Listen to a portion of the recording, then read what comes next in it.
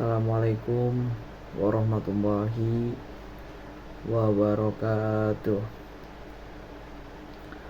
Alhamdulillah, alhamdulillahi rabbil alamin. Hamdan syakirin, hamdan naimin, hamdan yu'afi ni'amahu wa yukafi'u mazidah.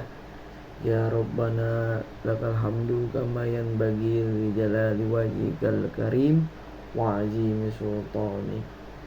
Allahumma sholli ala Sayyidina Muhammad wa ala alihi Sayyidina Muhammad, amma ba'du. Perkenalkan, nama saya Farel Saputra. Saya kelas R1D dengan nomor MPM 2024 21500 165. Di sini saya akan menjelaskan, yaitu menjelaskan tentang hak asasi manusia dalam Islam dan pengertian demokrasi Islam dan konsep masyarakat madani. Oke, yang pertama yaitu hak asasi manusia. Apa sih hak asasi manusia itu? Hak asasi manusia itu adalah hak dasar yang melekat pada setiap individu yang tidak diberikan oleh orang lain atau organisasi. Jadi pelurusannya, setiap orang itu pasti mempunyai yang namanya hak asasi manusianya sendiri. Dimanapun itu, di agama apapun itu pasti mempunyai hak asasinya sendiri. Nah, sumber HAM atau hak asasi manusia dalam Islam itu ada di dalam Al-Quran. Kitab suci Al-Quran menjadi sumber utama yang menjelaskan hak-hak manusia. Dan yang kedua adalah As-Sunnah, yaitu penjelasan dari Nabi Muhammad SAW yang memberikan rincian operasional mengenal ajaran Islam dan hak asasi manusia. Kesempurnaan manusia dalam Islam adalah dalam Islam manusia diciptakan dengan kesempurnaan yang mencakup. Manusia itu mempunyai hati nurani, sumber perasaan dan intuisi yang tidak terlihat yang hanya diketahui oleh Allah Subhanahu wa taala. Dan manusia juga mempunyai otak. Otak di sini itu difungsikannya untuk alat berpikir dan merenung yang harus digunakan dengan baik. Zaman sekarang kan banyak yang otak-otaknya pada sengklek gitu kan. Ya cuman kita kan, dia mempunyai hak asasi manusia sendiri. Kita gak bisa main hakim sendiri. Lu gini. Dengan kita diam aja. Nah, pentingnya menegakkan HAM dalam masyarakat itu adalah tanggung jawab umat Islam. Umat Islam termasuk organisasi Islam seperti NU dan Muhammadiyah memiliki tanggung jawab yang mencegah pelanggaran HAM, terutama yang disebabkan oleh korupsi dan penyalahgunaan kekuasaan. Contoh pelanggaran HAM yaitu praktik korupsi dalam pemerintahan yang merugikan rakyat. itu sangat melanggar yang namanya HAM. Korupsi itu yang paling gak beres di dunia ini. Dan selanjutnya itulah keputusan yang diambil tanpa melibatkan masyarakat atau ahli yang dapat mengakibatkan kerugian bagi rakyat. Jadi dia membuat keputusan sendiri. Jadi tidak mau bermusyawarah dengan orang-orang lain. Nah, orang-orang lain itu disuruh buat dengerin apa kata dia aja. Jadi kesimpulannya dari HAM ini adalah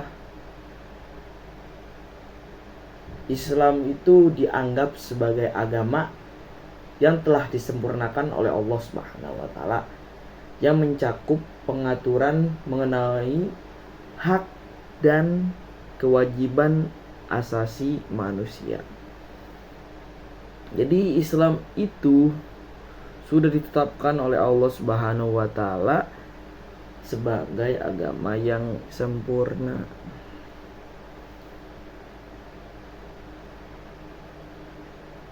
Dan yang kedua adalah pentingnya keadilan.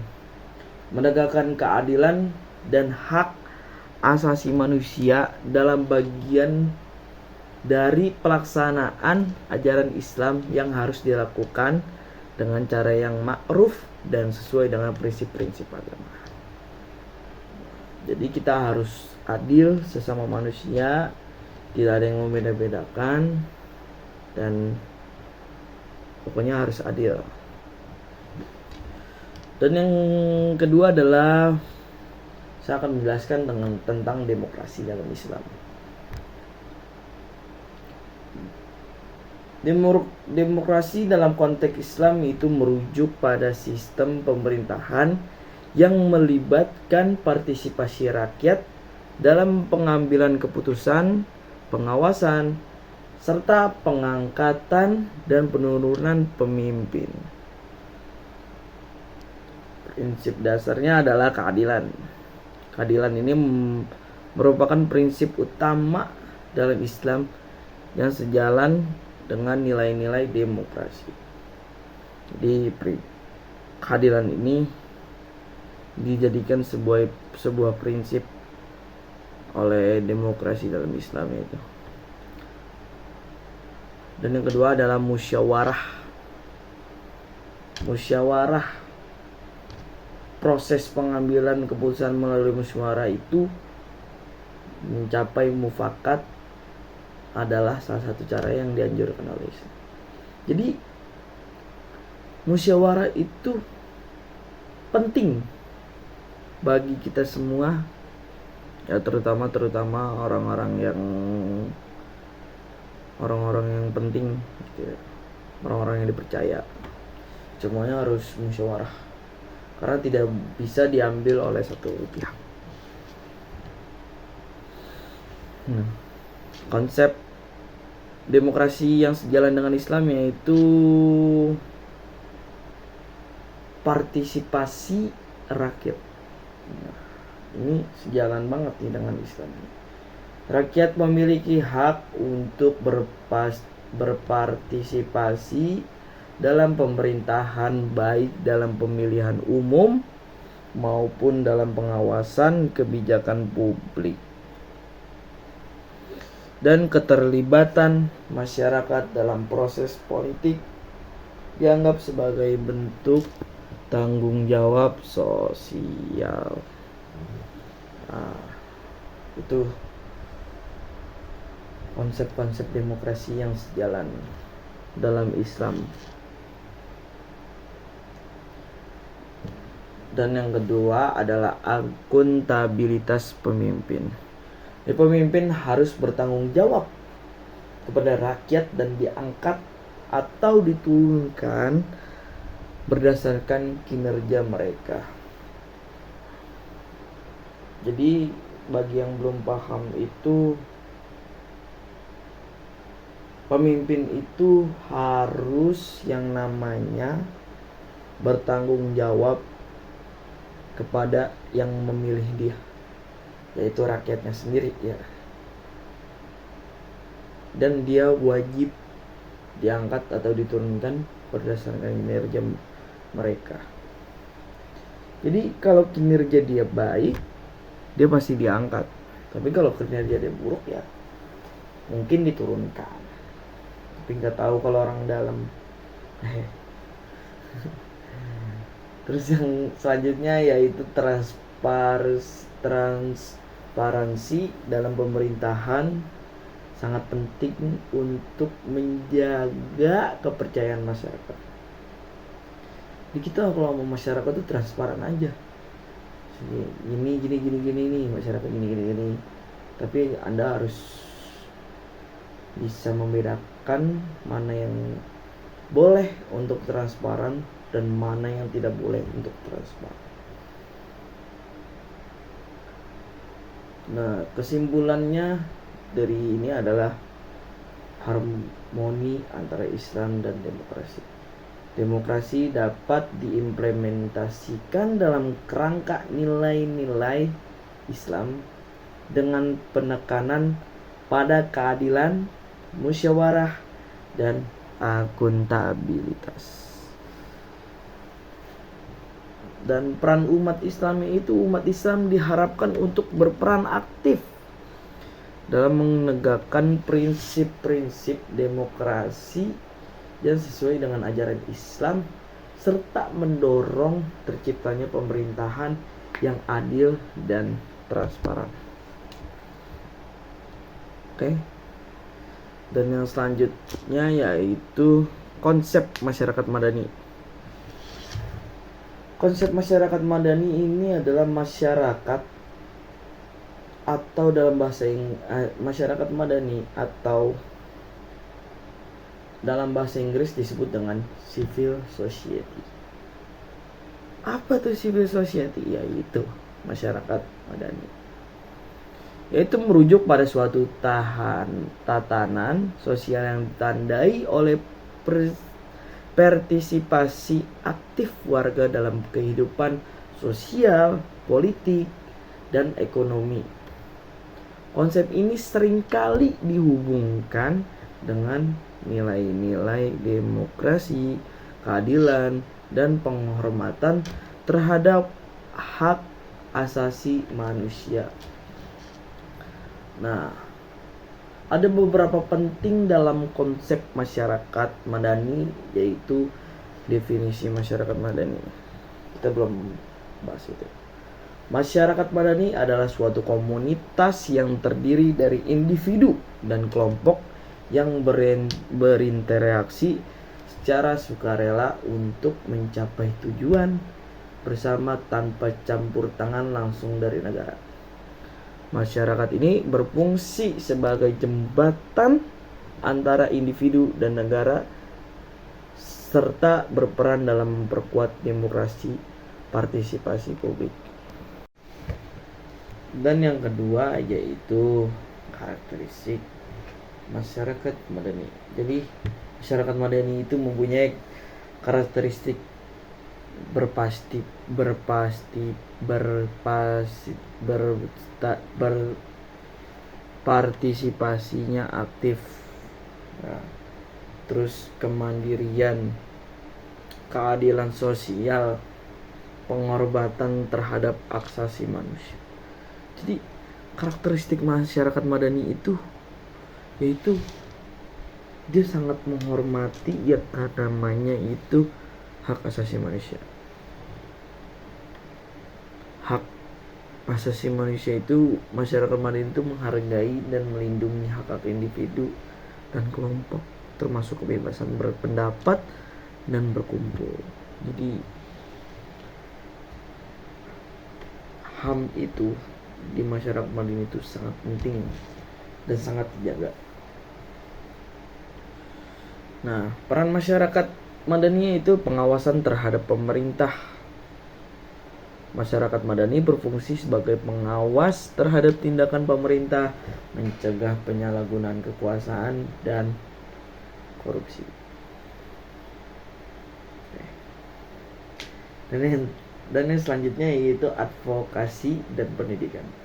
Masyarakat madani berperan dalam mengedukasi masyarakat tentang hak-hak mereka dan mendorong partisipasi dalam proses politik dan pembangunan sosial. Organisasi masyarakat madani sering terlibat dalam program-program sosial yang bertujuan untuk meningkatkan kualitas hidup masyarakat seperti pendidikan, kesehatan, dan pemberdayaan ekonomi. Dan tantangan masyarakat madani, penting nih tantangannya, yaitu represi pemerintah. Di beberapa negara, pemerintah mungkin membatasi ruang gerak organisasi masyarakat madani, menghambat partisipasi publik. Jadi di pemerintahan beberapa negara itu menghambat partisipasinya madani kepada publik, dan kurangnya kesadaran ini, rendahnya kesadaran masyarakat tentang pentingnya partisipasi dalam kehidupan sosial dan politik dapat menghambat pengembangan masyarakat madani. Kurangnya kesadaran itu dapat menghambat yang namanya pengembangan masyarakat madani. Jadi jangan ngehambat deh. Terus fragmentasi sosial, perbedaan etnis, agama, atau kelas sosial dapat menyebabkan fragmentasi dalam masyarakat, mengurangi solidaritas dan kerjasama. Jadi kesimpulannya dari masyarakat madani adalah masyarakat madani merupakan elemen penting dalam pembangunan demokrasi dan keadilan sosial. Dengan partisipasi aktif warga, masyarakat madani dapat berkontribusi pada pengawasan pemerintah, advokasi hak asasi manusia, dan pembangunan sosial yang berkelanjutan. Dalam konteks Islam, masyarakat madani sejalan dengan prinsip keadilan, musyawarah, dan tanggung jawab sosial. Mungkin itu saja yang dapat saya jelaskan atau Farel Saputra jelaskan. Kurang lebihnya mohon maaf. Al-insanu mahalu khotai wa nisyan. Mungkin ada kesalahan berbicara atau kesalahan lainnya, mohon dimaafkan karena kita sama-sama belajar di sini. Ya, assalamualaikum warahmatullahi wabarakatuh. Goodbye.